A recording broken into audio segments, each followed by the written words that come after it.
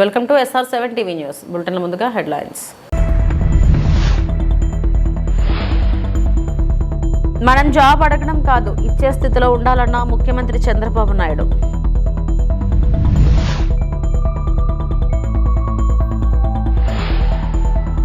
IT తనిఖీలపై ప్రముఖ నిర్మాత దిల్ రాజు వివరణ.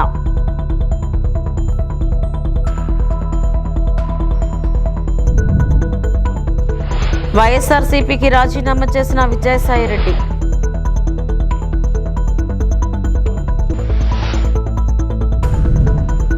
ఒకప్పుడు ఐటీ గురించి మాట్లాడితే ఇప్పుడు ఏఐ గురించి మాట్లాడుతున్నామని ఏపీ సీఎం చంద్రబాబు అన్నారు.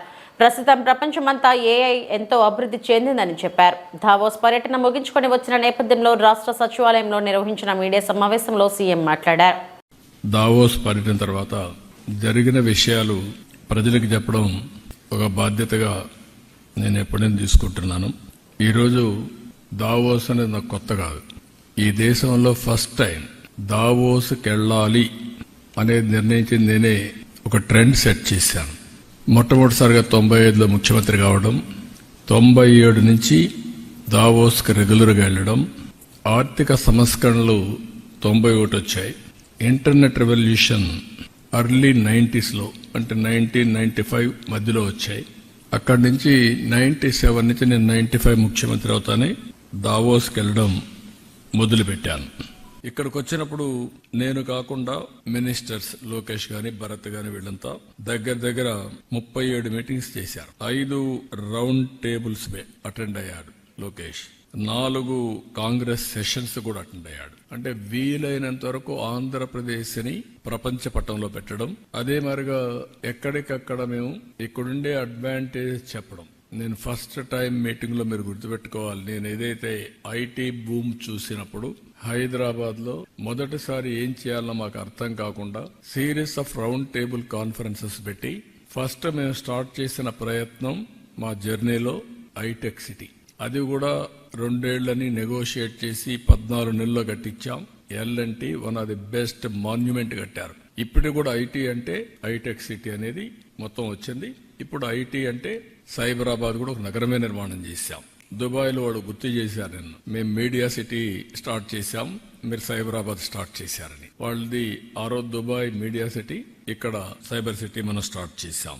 అందుకే నేను నిన్న దావోస్ నుంచి చెప్పాను, 95 ఐటీ, 2025 ఏఐ, అప్పుడు ఇన్ఫర్మేషన్ టెక్నాలజీ, ఇప్పుడు ఆర్టిఫిషియల్ ఇంటెలిజెన్స్. ప్రధానమంత్రి ఆవాస్ యోజన 2.0 కింద 20 లక్షల ఇళ్లను మంజూరు చేయాలని ముఖ్యమంత్రి రేవంత్ రెడ్డి కేంద్ర గృహ నిర్మాణ పట్టణాభివృద్ధి శాఖ మంత్రి శ్రీ మనోహర్ లాల్ ఖట్టర్కు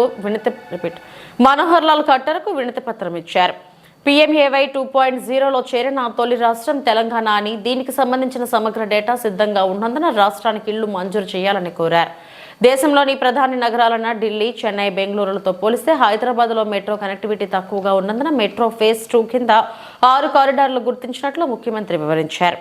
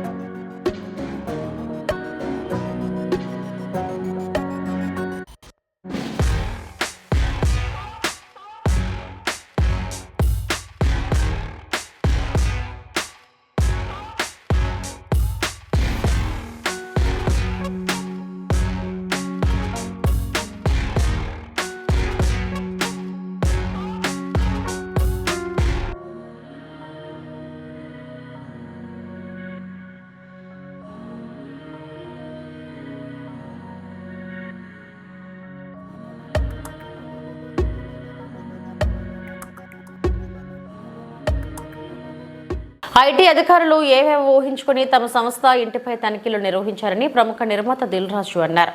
చివరకు సంతృప్తి చెందుతూ క్లీన్ చిట్ ఇచ్చి వెళ్లారని తెలిపారు. తాను తమ కుటుంబం 5 ఏళ్లుగా కొత్తగా ఏ ఆస్తులు కొనలేదని, ఎక్కడా పెట్టుబడులు పెట్టలేదని దిల్ రాజు 4 రోజులుగా జరిగిన ఐటీ తనిఖీలపై వివరణ ఇచ్చారు. తనతో పాటు ఇతర నిర్మాణ సంస్థలు, ఫైనాన్సర్పై ఐటీ సోదాలు జరిగినా తనను మాత్రమే హైలైట్ చేస్తూ వస్తున్నారన్న దిల్ రాజు ఐటీ అధికారులు ఎలాంటి డబ్బు, డాక్యుమెంట్లు స్వాధీనం చేసుకోలేదని స్పష్టం చేశారు. ఇంకా కొన్ని ప్రైవేట్ సెక్టార్స్ మీద ఇన్కమ్ ట్యాక్స్. సో ఈ సెర్చ్లో విచిత్రం ఏంటంటే, నేను సెలబ్రిటీని కాబట్టి ఎన్నో సెర్చ్లు జరుగుతున్నా, సో నా న్యూసే మీకు క్యూరియాసిటీ ఉంది కాబట్టి, సో దానికి మీరు ఎంత ఫోకస్ చేస్తున్నారో 4 రోజుల నుంచి చూస్తూనే ఉన్నాం. ఈ 4 రోజుల నుంచి ఏమి జరిగింది అనేది చెప్పాల్సిన అవసరం ఉందని మీ అందరినీ పిలవడం జరిగింది. లేకుంటే తెలిసింది తెలియని ఏదేదో న్యూస్లు వేసుకుంటూ 4 రోజుల నుంచి హైలైట్ చేస్తూ ఉన్నారు. ఇన్కమ్ ట్యాక్స్ సెర్చ్ అనేది మాకు 2008లో ఒకసారి జరిగింది. అంటే దాదాపు 16 సంవత్సరాల తర్వాత ఈ సెర్చ్ జరిగింది. మధ్యలో 3 టైమ్స్ సర్వేస్ ఉన్నాయి. సర్వేస్ అంటే అకౌంట్ ఆఫ్ బుక్స్ అనేది చూస్తారు. సో ఈ సెర్చ్ అనేది ప్రాసెస్, వ్యాపారాలు చేస్తున్నప్పుడు ఇన్కమ్ ట్యాక్స్ చేయాల్సిన ప్రాసెస్. అలాగే మా మీద కానీ అదర్ వేరే ప్రొడక్షన్ హౌజెస్ మీద కానీ ఫైనాన్సర్స్ మీద కానీ నిన్న సెర్చెస్ అన్నీ ఉన్నాయి. పోతే మా దగ్గరకు వస్తే మా కుటుంబం మీద ఏదైతే ఆఫీసు ప్లేస్ ఉందో ఆఫీస్ దగ్గర ఈ సెర్చ్లు జరిగాయి. సో మొదటి 3 రోజులు ఎవరిది వాళ్ళకి ఇండివిజువల్గా సెర్చ్ చేసి స్టేట్మెంట్స్ తీసుకుంటారు. అయిన తర్వాత లాస్ట్ డే నిన్న ఆఫీస్లో కన్క్లూడ్ చేస్తారు. సో మా హౌజెస్లో జరిగిందా కానీ ఆఫీస్లో జరిగిన దాంట్లో కానీ చాలా రిపీటెడ్గా వేసిన కొన్ని ఛానల్స్లో కానీ సోషల్ మీడియాలో కానీ ఇంత డబ్బు దొరికింది, ఇంత డాక్యుమెంట్స్ దొరికాయి, అది దొరికింది అనేది కొన్ని హైలైట్ చేశారు. ఎక్కడ కూడా మా దగ్గర డబ్బు కానీ డాక్యుమెంట్స్ కానీ ఐడెంటిఫై కానీ మా దగ్గర నుంచి వాళ్ళు తీసుకున్నది కానీ లేదు. నా దగ్గర ఒక 5 lakhs, మా శిరీష్ గారి దగ్గర ఒక 4.5 lakhs, అలాగే మా డాటర్ ఇంట్లో 6 lakhs, ఆఫీస్లో 2.5 lakhs, మొత్తం బిలో 20 lakhs మా అందరి దగ్గర కలిపి బిలో 20 lakhs ఉంది. అలా ప్రతి ఒక్కటిట్లో వాళ్ళు ఇన్కమ్ ట్యాక్స్ ఏమేమి చూశారనేది ఇలా వాళ్ళది అయిన తర్వాత పంచనామా చేసిస్తారు. సో క్యాష్ రూపంలో అది 5 సంవత్సరాల నుంచి మేము ఎక్కడ ప్రాపర్టీస్ కానీ వేరే దాంట్లో ఇన్వెస్ట్మెంట్ చేయడం కానీ ఎక్కడ ఏమీ జరగలేదు. అది కూడా డిపార్ట్మెంట్కు టోటల్గా అందరి దగ్గరికి వెళ్ళి క్లియరెన్స్ చేసుకున్నారు. ఇది క్లీన్, ఎక్కడ డాక్యుమెంట్స్ కానీ అలాంటివి ఎక్కడేం లేవు. బిజినెస్ దాంట్లో ప్రొడక్షను, డిస్ట్రిబ్యూషను, థియేటర్ సైడ్ ఉన్నాం కాబట్టి వాళ్ళకి అన్నీ డీటెయిల్గా కావాలి. డీటెయిల్ అంటే ప్రొడక్షన్ ఎలా జరుగుద్ది, ప్రొడక్షన్లో 24 క్రాఫ్ట్స్ ఉంటాయి. ఆ 24 క్రాఫ్ట్స్లో లావాదేవీలు ఎలా ఉంటాయి ఒక్కొక్క సినిమాకి. సో ఆ డీటెయిల్స్ అన్నీ వాళ్ళు తీసుకోవడం జరిగింది. డిస్ట్రిబ్యూషన్ సైడ్ ఎలా ఉంటుంది, ఎగ్జిబిషన్ సైడు ఎలా ఉంటుంది అనేది వాళ్ళన్ని డీటెయిల్స్ అడుగుతూ అందరి దగ్గర తీసుకొని ఫైనల్గా నా దగ్గర నిన్న ఇవన్నిటిని ఎవరెవరు ఏమేమి స్టేట్మెంట్లు ఇచ్చారు, ఏముంది అనేది ఫైనల్ నాతో నిన్న కన్క్లూడ్ చేశారు. డిపార్ట్మెంటే ఆశ్చర్యపోయింది. దిల్ రాజు గారిని మేము ఏదో ఎక్స్పెక్ట్ చేసాం, అలా ఉంటుంది ఇలా ఉంటుంది అని సెర్చ్ జరిగేటప్పుడు దే ఆర్ వెరీ హ్యాపీ. వాళ్ళకు మాకు జరిగిన కోఆపరేషన్లో కానీ దాంట్లో కానీ they are very happy department. ఫర్దర్గా ఆడిటర్స్ డిపార్ట్మెంట్ ఉన్నదాని మీద వాళ్ళు క్లారిటీ చేసుకుంటారు. అన్ని బుక్స్ ఆఫ్ అకౌంట్స్ కరెక్ట్గా ఉన్నాయా, ఇవేమున్నాయి లాస్ట్ 5 years అని అవన్నీ వాళ్ళు చేసుకొని కన్క్లూడ్ చేస్తారు. అమ్మకి 19th రోజు కాఫ్ కోల్డ్ ఎక్కువైంది. 19th అయిన తర్వాత ఇంట్లో వెళ్ళేసి ట్రీట్మెంట్ తీసుకొని వచ్చి ఇంట్లో ఉన్నారు. సడన్గా కాఫ్ ఎక్కువ అవుతే ఇమీడియట్లీ హాస్పిటల్కి పంపించాం. దానికి ఎవరో కొందరు హార్ట్ అటాక్ అని ఇంకేదో అయిందని రకరకాల న్యూస్లు క్యారీ చేస్తారు. She very fine. She 81 age. 2 రోజులు హాస్పిటల్లో ఉండి. ఏపీ రాజకీయాల్లో సంచలనం రేపుతుంది విజయసాయిరెడ్డి ఆకస్మిక నిర్ణయం. ఇక వ్యవసాయం చేసుకుంటానని చెప్పడం సంచలనం రేపుతుంది. అప్పుడు వైఎస్ రాజశేఖర రెడ్డికి, ఆ తర్వాత జగన్ కు అత్యంత సన్నిహితంగా ఉండి వైసీపీలో కీలకంగా వ్యవహరించిన విజయసాయిరెడ్డి ఇప్పుడు అస్త్ర సన్యాసం చేయడం రాజకీయాల్లో చర్చనీయాంశంగా మారింది. చంద్రబాబుతో తనకు విభేదాలు లేవనడం, పవన్ కళ్యాణ్తో చిరకాల స్నేహం ఉందనడం, ముఖ్యంగా తను ప్రోత్సహించారంటూ ప్రధాని మోడీ, కేంద్ర హోంమంత్రి అమిత్ షాకు ధన్యవాదాలు చెప్పడం ఆసక్తి రేపుతుంది. మరోవైపు విదేశాలకు వెళ్లేందుకు సిబిఐ కోర్టు అనుమతి కోరారు విజయసాయిరెడ్డి. ఫిబ్రవరి 10 నుంచి మార్చి 10 వరకు నార్వే, ఫ్రాన్స్ వెళ్లేందుకు అనుమతి కోరుతూ పిటిషన్ దాఖలు చేశారు. అయితే కౌంటర్ దాఖలకు సమయం కోరింది సిబిఐ. విచారణ ఈ నెల 27కి వాయిదా వేసింది సిబిఐ కోర్టు. సమర్పించడం జరిగింది. ఆయన ఆ రాజీనామాను ఆమోదించడం కూడా జరిగింది. రాజీనామా మాత్రమే కాదు, రాజకీయాల నుంచి కూడా తప్పుకోవాలన్నటువంటి నిర్ణయాన్ని తీసుకోవడం జరిగింది. వైఎస్ఆర్ కాంగ్రెస్ పార్టీ 2019 ఎన్నికల్లో 151 స్థానాలు సాధించుకున్నది. 2024 ఎన్నికల్లో 40% ఓటింగ్ సాధించుకున్నది. జగన్మోహన్ రెడ్డి గారు అత్యంత ప్రజాదరణ కలిగినటువంటి నాయకులు. నాలాంటి వాళ్ళు 1000 మంది పార్టీని వీడినా కూడా ఆయనకున్న ప్రజాదరణ తగ్గదు అన్నటువంటిది నా ఉద్దేశం. రాజకీయాల నుంచి తప్పుకోవాలని నేను నిర్ణయించుకున్న తర్వాత జగన్మోహన్ రెడ్డి గారు లండన్లో ఉన్నారు. ఆయనతో నేను ఫోన్లో మాట్లాడి అన్నీ చాలా వివరంగా వివరించడం జరిగింది. అన్నీ వివరించిన తర్వాతనే నేను ఈ రాజీనామా పత్రాన్ని అధ్యక్షుల వారికి సమర్పించడం జరిగింది. రాజకీయాల నుంచి తప్పుకున్న తర్వాత ఇక ప్రాథమిక సభ్యత్వం అన్నటువంటిది ఎలా ఉంటుంది? మీరు కూడా బీజేపీలోకి వెళ్తారనేటువంటి ప్రచారం కూడా జరుగుతుంది. నా సుదీర్ఘ రాజకీయ జీవితంలో నేను ఏ రోజు అబద్ధాలు చెప్పలేదు. హిందూ ధర్మాన్ని నమ్మినటువంటి వ్యక్తిగా నేను అబద్ధాలు చెప్తాను అని చెప్పను. అలా చెప్పుతాను అని ఎవరైనా నమ్మినట్లయితే అది మీ యొక్క విజ్ఞతకే వదిలేస్తున్నాను. రాజారెడ్డి గారి దగ్గర నుంచి, రాజశేఖర రెడ్డి గారి నుంచి ఈరోజు జగన్మోహన్ రెడ్డి గారి వరకు 3 తరాలుగా ఆ కుటుంబంతో సన్నిహిత సంబంధాలు ఉన్నటువంటి వ్యక్తిగా నేను ఒక్కటే చెప్తా ఉన్నాను. ఈ జీవిత కాలంలో ఏ రోజు కూడా ఆ కుటుంబంతో విభేదాలు అన్నటువంటివి రావు, ఇంతవరకు లేవు, భవిష్యత్తులో కూడా వచ్చేటటువంటి అవకాశం లేదు. 2011వ సంవత్సరం ఆగస్టు 10వ తారీఖున ఎఫ్ఐఆర్ ఫైల్ చేయడం జరిగింది. అప్పట్లో నన్ను అప్రూవర్గా మారమని ఎంత బలవంత పెట్టినా కూడా ఆ కుటుంబానికి సన్నిహిత సంబంధాలు కలిగినటువంటి వ్యక్తిగా నేను అప్రూవర్ కావడానికి నిరాకరించాను. ఆ రోజు పరిస్థితే ఈ రోజు కూడా. ఎటువంటి పరిస్థితుల్లో దైవాన్ని నమ్మేటటువంటి వ్యక్తి ఎప్పుడు కూడా అబద్ధాలు చెప్పడు, ఒక వ్యక్తికి మోసం చేయడు, నమ్మక ద్రోహం అన్నటువంటిది ఉండదు, వెన్నుపోటు రాజకీయాలు, వెన్నుపోటు వ్యాపార లావాదేవీలు ఉండవు అని నేను చాలా స్పష్టంగా చెప్తాను. కాకినాడ సీపోర్ట్స్ లిమిటెడ్ కేసు ఇంతవరకు నా మీద లుకౌట్ నోటీస్ ఇచ్చారు. నన్ను అక్యూజ్డ్ నెంబర్ 2గా చేశారు. ఇంతవరకు నన్ను సిఐడి పిలవలేదు. ఈడీ వాళ్ళు పిలిచినప్పుడు నేను ఒక్కటే చెప్పాను, కేవీ రావు అనేటటువంటి వ్యక్తి ఏదైనా ఒక సోషల్ ఫంక్షన్లో కలిస్తే నమస్తే నమస్తే అని చెప్పడమే కానీ ఆయనతో నాకు ఎటువంటి సన్నిహిత సంబంధాలు కానీ వ్యాపార లావాదేవీలు కానీ లేవు, నా మీద చేసినటువంటి ఆరోపణలన్నీ తప్పు అన్నటువంటిది చాలా స్పష్టంగా చెప్పడం జరిగింది. కేవీ రావు గారు చెప్పేది నిజంగానైతే ఆయన పిల్లల మీద ప్రమాణం చేసి చెప్పండి, నేను నిజంగా విక్రాంత్ రెడ్డిని ఆయన దగ్గరికి పంపించాను అని అన్నటువంటి విషయం నేను నా పిల్లల మీద ప్రమాణం చేసి నేను చెప్తా. నాకు కాకినాడ సీపోర్టు విషయంగా ఆ ట్రాన్సాక్షన్ గురించి ఏ రోజు నాకు ఎవ్వరూ చెప్పలేదు, నాకు తెలియదు.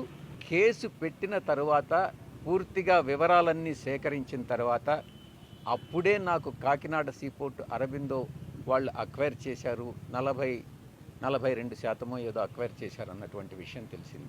ఎక్కడైనా కనపడితే ఎలా ఉన్నావు విక్రాంత్ అంటే ఎలా ఉన్నావు అన్నటువంటిదే కానీ విక్రాంత్ రెడ్డికి నాకన్నా ఎక్కువ పరిచయాలు ఉండేటటువంటి వ్యక్తి. నేను అతన్ని కేవీ రావుకి ఇంట్రడ్యూస్ చేయాల్సినటువంటి అవసరం లేదు. మొట్టమొదటిగా ఎవరైనా ఏదైనా ఉద్యోగం కోసమో ఎవరైనా వస్తే ఏదైనా ఇండస్ట్రియలిస్ట్కి ఫోన్ చేసి చెప్పమంటే చెప్తానే కానీ నాకు ఏ వ్యాపారాలు లేవు. నేను పూర్తిగా 24 గంటలు 365 రోజులు పార్టీ కోసంగా నేను పనిచేసే కానీ రాజకీయాల్లో ఉన్నానే కానీ నాకు ఎటువంటి వ్యాపారం లేదు, నేను దేంట్లోనూ భాగస్వామిని కాదు. ఈ కాకినాడ సీపోర్టు విషయంగా ఈ యొక్క రాజీనామాకు లింక్ చేసి ఎక్కడో అది జగన్ గారికి తగిలింది కాబట్టి విజయసాయిరెడ్డి రాజీనామా చేస్తున్నాడు అన్నటువంటి విషయాన్ని కొన్ని ఛానల్స్ చెప్తా వస్తూ ఉన్నాయి. మా వియంకుడు నా క్లాస్మేట్ బీకాంలో. ఆ తర్వాత ఆయన వ్యాపార రంగంలోకి వెళ్ళిపోయాడు, నేను సిఏ చార్టర్డ్ అకౌంటెంట్గా వెళ్ళిపోయాను. మళ్ళీ తిరిగి కలుసుకున్నది నా కూతుర్ని ఆయన కొడుక్కి సంబంధం చేసుకున్న తర్వాతనే. ప్రమాణం చేసి చెప్తా ఉన్నా ఆయన వ్యాపార లావాదేవీలు ఏది కూడా నాతో ఏ రోజు డిస్కస్ చేయరు. వాళ్ళకి ఎన్ని ఫార్మా యూనిట్స్ ఉన్నాయన్నటువంటి విషయం కూడా నాకు తెలియదు. ఎందుకంటే కుటుంబ వ్యవహారాలు సక్రమంగా ఉండాలి అని అంటే ఆర్థిక వ్యాపార లావాదేవీలు ఉండకూడదు అన్నటువంటి విషయం నేను బలంగా నమ్ముతా. రాజకీయాల నుంచి నేను తప్పుకుంటే నేను ఇంకా బలహీనుడిని అవుతానే కానీ బలవంతుణ్ణి కాదు కదా. అలాంటప్పుడు కేసులు నాకు ఎందుకు మాఫీ చేస్తారు? నన్ను ఎందుకు తప్పిస్తారు? ఏ పరిస్థితుల్లోనే అయితే నేను రాజకీయ జీవితం. రేవంత్ రెడ్డి ముఖ్యమంత్రి అయ్యాక తెలంగాణ రాష్ట్రం లంచాల అడ్డాగా మారిందని గోషామహల్ బీజేపీ ఎమ్మెల్యే రాజాసింగ్ సంచలన వ్యాఖ్యలు చేశారు. పోలీస్ అధికారులు లంచాలు తీసుకోవడంపై ఎమ్మెల్యే తీవ్ర స్థాయిలో మండిపడ్డారు. ఈ మేరకు రాజాసింగ్ ఒక వీడియో విడుదల చేశారు. ప్రస్తుతం తెలంగాణ రాష్ట్రం లంచాలకు అడ్డాగా మారిపోయింది. ఒకప్పుడు కానిస్టేబుల్, ఎస్ఐ, ఏసీపీ లంచాలు తీసుకోవాలంటే భయం ఉండేది. కాంగ్రెస్ ప్రభుత్వం వచ్చిన తర్వాత లంచాల దందా పెరిగింది. కరీంనగర్ జిల్లా పరిధిలోని Jammikunta police station inspector Ravikumar కు సంబంధించిన ఓ ఆడియో క్లిప్ వైరల్ అవుతుంది. ఆ ఇన్స్పెక్టర్ ఓ కేసులో 3 లక్షల లంచం తీసుకున్నట్టు ఆడియోలో ఉంది. ఇన్స్పెక్టర్ బాత్రూమ్ లో డబ్బులు పెట్టినట్లు బాధితుడు చెప్తున్నాడు. సీసీటీవీ ఫుటేజ్ చెక్ చేయాలని బాధితుడు ఉన్నతాధికారులను వేడుకుంటున్నట్టు ఆడియోలో ఉందని రాజాసింగ్ తెలిపారు. లంచాలు అడ్డా తెలంగాణ. ఒకప్పుడు ఏదైనా ఒక కానిస్టేబుల్ కానీ, ఒక ఎస్ఐ కానీ, ఒక ఇన్స్పెక్టర్ కానీ, ఒక ఏసీపీ కానీ ఎవరి దగ్గరైనా లంచాలు తీసుకోవాలంటే ఒక భయం ఉండేది. కానీ తెలంగాణలో కొత్త గవర్నమెంట్ వచ్చిన తర్వాత, కాంగ్రెస్ గవర్నమెంట్ వచ్చిన తర్వాత లంచాలు దందా పెరిగింది. ఇప్పుడు కరీంనగర్లో జమ్మికుంట పోలీస్ స్టేషన్ లిమిట్ లో ఉన్న ఇన్స్పెక్టర్ గారు, ఆయన పేరు రవికుమార్, మొత్తం ఆయన ఒక వాయిస్ క్లిప్ వైరల్ అవుతున్నాయి. నాకు కూడా మీడియా పరంగానే తెలిసింది. 3 లక్షల రూపాయలు ఒక బాధితుడు ఆయన బాత్రూమ్ లో పెట్టిండంట. సీసీటీవీస్ చెక్ చేయండి, నేను ఆయన ఒక కేసులో నాకు డబ్బులు అడిగిండు, నేను బాత్రూమ్ లో డబ్బులు పెట్టిన 3 లక్షలు, అది సీసీటీవీ చెక్ చేయండి అని కూడా ఆ బాధితుడు ఆయన చెప్తుండు. అది కాకుండా నా గోషామల్ నియోజకవర్గంలో షహినాజ్గంజ్ పోలీస్ స్టేషన్ లిమిట్ లో సిఐఏ బాబు చౌహాన్ దాదాపు ఒక కేసు నుంచి నేను నీ పేరు తీసేస్తా, నువ్వు 1,50,000 రూపాయలు ఇవ్వాలి అని లంచం అడిగిండు. 50,000 రూపాయలకి ఆయన ఫిక్స్ అయింది. ఏసీపీ అధికారులు ఈ షహనాజ్గంజ్ పోలీస్ స్టేషన్ లిమిట్ లో ఉన్న ఆ ఇన్స్పెక్టర్ ని, ఆ బాబు చౌహాన్ ని అరెస్ట్ చేసినారు. ఇట్లా కాకుండా చాలా వరకు ఈ సంవత్సరంలో చాలా వరకు పోలీసులు లంచం తీసుకుంటా అరెస్ట్ అవుతున్నారు.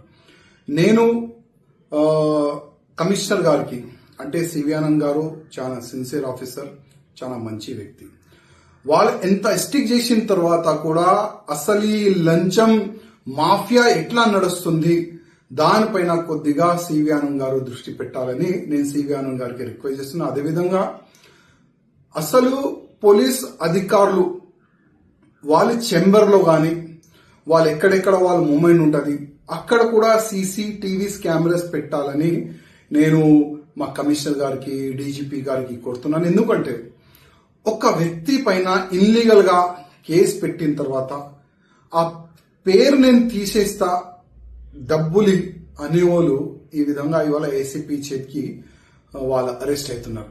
ఇంకా ఎంతమంది ఉండొచ్చు. ఒక వ్యక్తి క్రైమ్ లో లేదంటేనే ఆయన 50,000 రూపాయలు నేను ఎందుకు ఇవ్వాలని ఏసీపీకి ఫిర్యాదు చేస్తే ఒక ఇన్స్పెక్టర్ అరెస్ట్ అయిండు. ఒకవేళ ఏదైనా ఒక వ్యక్తి క్రైమ్ చేసిండు, వాళ్ళ దగ్గర ఇట్లాంటి ఆఫీసర్లు ఎంత డబ్బులు వసూలు చేయొచ్చు. అందుకోసం మా కమిషనర్ గారికి, డీజీపీ గారికి, రేవంత్ రెడ్డి గారికి రిక్వెస్ట్ చేస్తున్నా, ప్రతి ఒక్క పోలీస్ అధికారులు ఎక్కడెక్కడ మూవ్మెంట్ ఉంటది పోలీస్ స్టేషన్ లో అక్కడ సీసీటీవీస్ పెట్టాలని నేను డీజీపీ గారికి, కమిషనర్ గారికి, రేవంత్ రెడ్డి గారికి రిక్వెస్ట్ చేస్తున్నా. అదేవిధంగా ఇట్లాంటి ఆఫీసర్లు అరెస్ట్ అవుతారు కదా లంచం తీసుకుంటా, అట్లాంటి ఆఫీసర్ జస్ట్ సస్పెన్షన్ చేయకుండా టోటల్ గా పోలీసు జాబ్ నుంచి పీకేసేయాలని నేను ముఖ్యమంత్రి గారికి రిక్వెస్ట్ చేస్తున్నా. ఒక స్పెషల్ గా ఒక జియో తీసుకుని రావాలని నేను ముఖ్యమంత్రి. త్వరలోనే వైసీపీ షట్ డౌన్. గాల్లో తిరిగిన జగన్ చివరకు తన పార్టీని గాల్లో కలిపేసే పరిస్థితికి తెచ్చుకున్నాడని బీజేపీ నాయకులు భాను ప్రకాష్ రెడ్డి అన్నారు. జగన్ చేష్టలు ఏమాత్రం వైసీపీ నేతలకు నచ్చడం లేదని విజయసాయి రెడ్డితో పాటు మిగిలిన వైసీపీ ముఖ్య నేతలంతా ఆ పార్టీని వీడుతున్నారని జోస్యం చెప్పారు. అతి త్వరలో వైసీపీ పార్టీ మూత పడుతుందని, ఎన్డీఏ కూటమి మరింత బలోపేతం అవుతుందని భాను ప్రకాష్ రెడ్డి తెలిపారు. జగన్మోహన్ రెడ్డి పార్టీ మీద, వైసీపీ మీద, జగన్మోహన్ రెడ్డి నాయకత్వం మీద వైసీపీ నాయకులకి నమ్మకం సన్నగిలుతా ఉంది.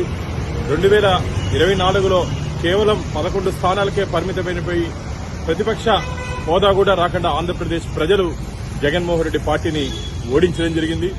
ఇప్పటికే ముగ్గురు పార్లమెంట్ సభ్యులు ఆ పార్టీ నుంచి బయటికి రావడం జరిగింది. నేడు విజయసాయిరెడ్డి కూడా ఈ రోజు బయటికి రావడం జరిగింది. అయోధ్య రామిరెడ్డి గారితో పాటు ఇంకా చాలా మంది బయటకు వస్తారని చెప్పి వార్తలు వస్తున్నాయి. రాబో రోజుల్లో ఖచ్చితంగా వైసీపీ ఖాళీ అవ్వడం ఖాయం. నాయకుడంటే ప్రజలకి అందుబాటులో ఉండాలి, ఆ పార్టీ నాయకుడికి అందుబాటులో ఉండాలి. జగన్మోహన్ రెడ్డి కేవలం తాడేపల్లి ప్యాలెస్ కు మాత్రమే పరిమితం అయిపోయాడు తప్ప ఆ పార్టీ క్యాడర్కి గాని నాయకులకు గాని అందుబాటులో లేకుండా గాల్లో తిరిగే ముఖ్యమంత్రిగా జగన్మోహన్ రెడ్డి మిగిలిపోయాడు. అందుకనే ప్రజలు వైసీపీ నాయకులు జగన్మోహన్ రెడ్డిని గాల్లోనే త్రిశంకు స్వర్గంలోనే. భారతీయ జనతా యువ మోర్చా బీజేవైఎం గూడూరు శాఖ ఆధ్వర్యంలో సంవిధాన్ గౌరవ అభియాన్ కార్యక్రమం నిర్వహించిన సందర్భంగా బీజేవైఎం గూడూరు ఆధ్వర్యంలో ర్యాలీ మరియు సభ నిర్వహించడం జరిగింది.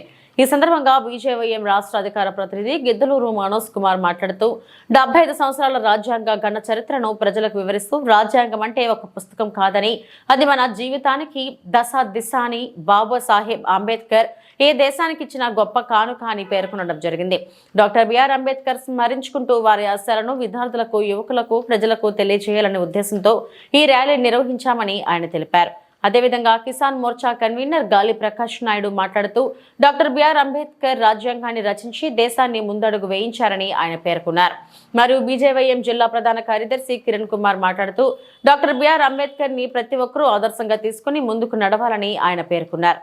ఈ కార్యక్రమంలో బీజేవైఎం గూడూరు పట్టణ అధ్యక్షులు శివశంకర్, బీజేవైఎం నాయకులు ప్రణయ్, సుమన్ మరియు కార్తిక్, అదేవిధంగా విద్యార్థులు, విద్యార్థినులు, యువకులు, స్వర్ణాంధ్ర పార్టీ కళాశాల, పాఠశాల విద్యార్థులు పాల్గొన్నారు.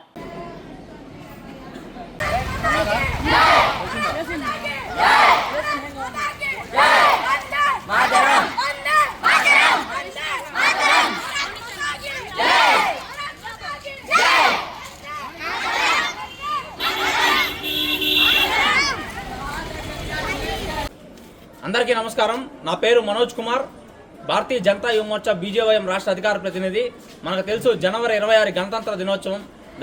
ఆ యొక్క దినోత్సవం సందర్భంగా పురస్కరించుకొని బీజేపీ ఆధ్వర్యంలో, బీజేవైఎం ఆధ్వర్యంలో ఈరోజు మనకు తెలుసు రాజ్యాంగం అమల్లోకి వచ్చిన దినం కాబట్టి దానికి సంబంధించినటువంటి విధానాన్ని, మన యొక్క రాజ్యాంగాన్ని తీసుకొచ్చినటువంటి అంబేద్కర్ గారి యొక్క చిత్రపటాలతో, అదేవిధంగా జాతీయ జెండాలతో గూడూరు 2 టౌన్ పట్టణంలోని స్వర్ణాంధ్ర భారతి విద్యార్థుల పాఠశాల విద్యార్థులతో 2 టౌన్లో ర్యాలీ నిర్వహించడం జరుగుతుంది. ముఖ్యంగా విద్యార్థుల్లో దేశభక్తి నింపాలి, అందుకోసం ఈ ర్యాలీ నిర్వహిస్తున్నాము. అదేవిధంగా మన యొక్క రాజ్యాంగ నిర్మాత డాక్టర్ బిఆర్ అంబేద్కర్ గారి సేవలను స్మరించుకుంటూ ఆయన చేసినటువంటి గొప్పతనం ఏంటంటే భారతదేశానికి రాజ్యాంగం రచించారు. ఈ యొక్క రాజ్యాంగం ద్వారా ఈ యొక్క భారతదేశాన్ని ముందుకు నడిపిస్తూ, అదేవిధంగా రాజ్యాంగం అనే ఒక పుస్తకమే కాదు, ఒక శక్తిలాగా ఈరోజు ముందుకెళ్తూ ఈరోజు దేశాన్ని నడిపిస్తున్నటువంటి రాజ్యాంగాన్ని రచించినటువంటి అంబేద్కర్ గారిని స్మరించుకుంటూ ఈ యొక్క ర్యాలీని నిర్వహిస్తున్నాం. ఇదే విధంగా దేశవ్యాప్తంగా, రాష్ట్ర వ్యాప్తంగా ఈ ర్యాలీలు నిర్వహిస్తున్నాం.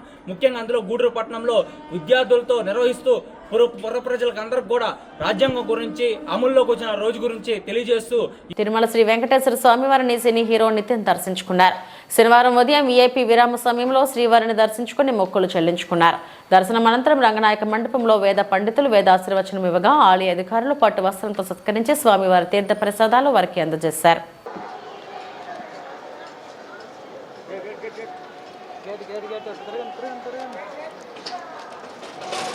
Sir 1 minute sir. అంతే నా నాన్ సెకండ్ ఫోటో ఫ్యామిలీతో తీసుకుంటున్నా.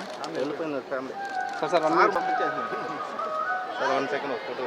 అయితే నో.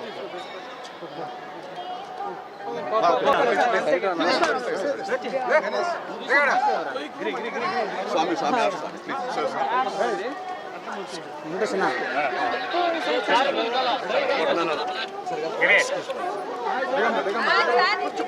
కొంచెం సైడ్ వచ్చేసి ప్లీజ్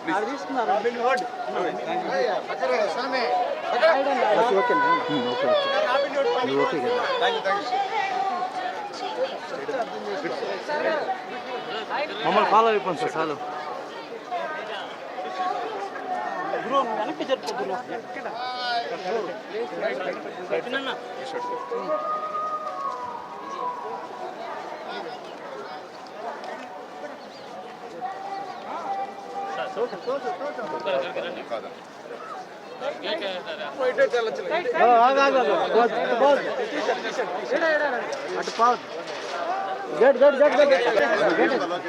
గేట్ వేసుకోండి. ఓకేనా? వాయిస్ ఉన్నాయి సార్ వాయిస్ వాయిస్ దర్శనం ఎలా జరిగిందని చెప్పుకోవాలి అదే మైక్ పెట్టిన కొంచెం చెప్పండి సార్ వాయిస్ రాదు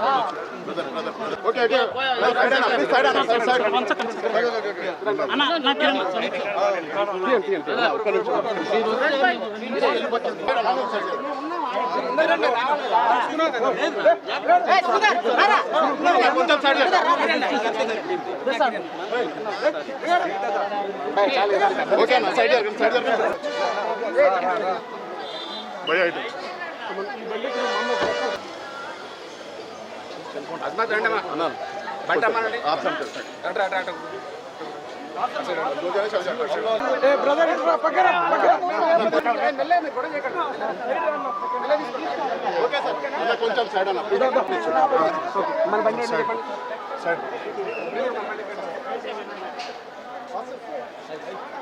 ఇవి ఇప్పటివరకు నా బులెటిన్ అప్డేట్స్. నమస్తే.